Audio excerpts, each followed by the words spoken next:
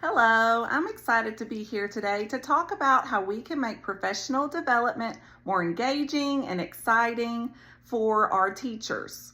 We've all sat through professional development sessions that felt like a waste of time, right? Maybe it was too much lecturing, didn't apply to our actual work, or ignored the fact that we already have experience in that field.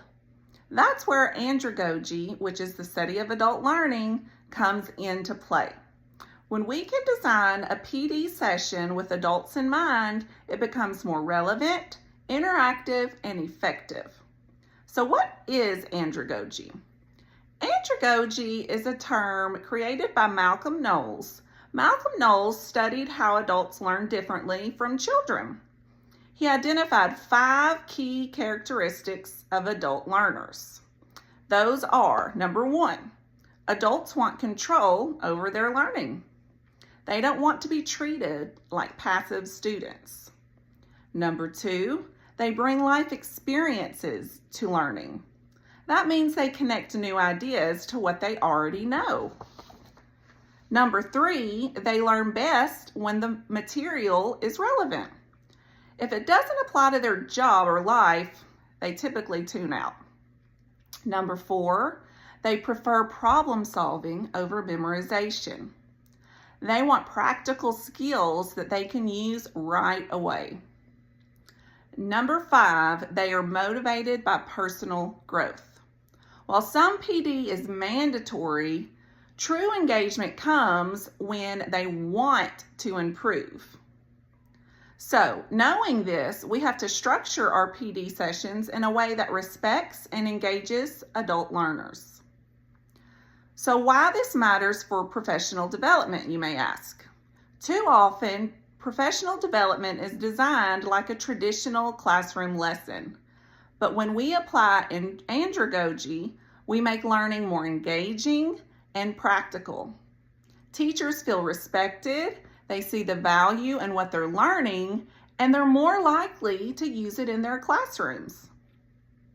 So what are some best practices for effective professional development?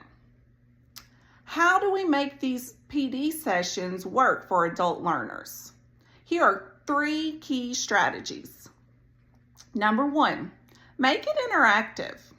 Teachers don't want to sit through long lectures. Instead, use discussions, group work, or even hands-on activities that allow them to share experiences and ideas. Number 2, give them choices. Adults like control, so offer options when possible. This could be choosing between different breakout sessions or focusing on topics that are most relevant to their needs. And number 3, focus on real-world applications. Teachers need to see how PD sessions can connect to their everyday work. If they can immediately use what they learn, they're more likely to stay engaged during the session. So let's move on to something else, and that's addressing bias in professional development. Another key factor in effective professional development is to recognize that there is bias. So whether we realize it or not, biases such as cultural, ethnic, or gender-based biases can affect the way we present information and how our audiences receive it. So how do we reduce bias in professional development? First, you can have self-reflection.